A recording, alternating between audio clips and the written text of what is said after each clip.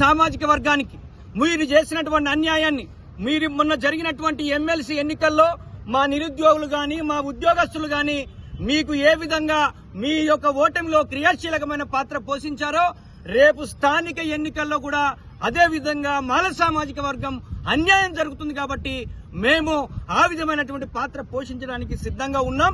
మా యొక్క డిమాండ్స్ ఏవైతే ఉన్నాయో, మీరు చేసిన రోస్టర్ పాయింట్ విధానంలో గాని, మీరు చేసినటువంటి గ్రూపుల్లో కేటగరైజేషన్ లో గాని లోపాలున్నాయి, తప్పుల తడకగా ఉన్నాయి. మీరు సుప్రీంకోర్టు మార్గదర్శకాలను, సుప్రీంకోర్టు వాళ్ళు చెప్పినటువంటి లెక్కలు, లేటెస్ట్ లెక్కలు తీసుకోమని చెప్పింది, ఎంపారికల్ డాటా తీసుకోమని చెప్పింది. అదేవిధంగా 59 కులాలలో ఎవరు వెనుకబడ్డారో వాళ్లకు ముందు అవకాశాలు ఇవ్వాలని చెప్పింది. మరి ఈ యొక్క తెలంగాణ రాష్ట్రంలో దాదాపు 30 సంవత్సరాలుగా ప్రభుత్వ పథకాలలో గాని, ల్యాండ్ డిస్ట్రిబ్యూషన్ లో గాని, అదేవిధంగా ఎస్సీ కార్పొరేషన్ లో గాని ఏ దాంట్లో చూసినా మాదిగ సామాజిక వర్గమే అన్ని అవకాశాలు పొందింది.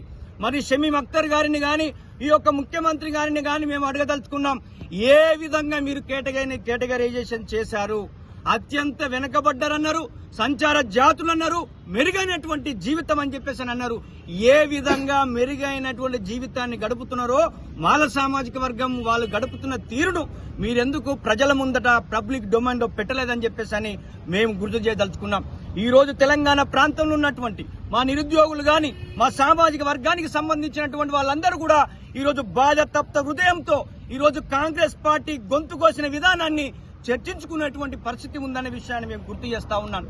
ముఖ్యంగా మాల అనుబంధ కులాల్లో ఉన్నటువంటి వాళ్ళతోటి మందకృష్ణ లాంటి వాళ్ళు ఏ విధంగా ప్రెస్ మీట్లు పెట్టించి, ఒక ఆయన మొన్న వచ్చిండి ఇక్కడికి, వెంకటేష్ నేత అనంట ఆయన మాట్లాడుతున్నటువంటి తీరు చూస్తే సభ్య సమాజము తలదించుకునే విధంగా మందకృష్ణ గారు ఆ వెంకటేష్ నేతతో మాట్లాడిపిస్తూ మంత్రిని కూడా బట్టలు ఉడదిచ్చి కొడతామని చెప్పేసి మాట్లాడుతూ ఉన్నటువంటి పరిస్థితి.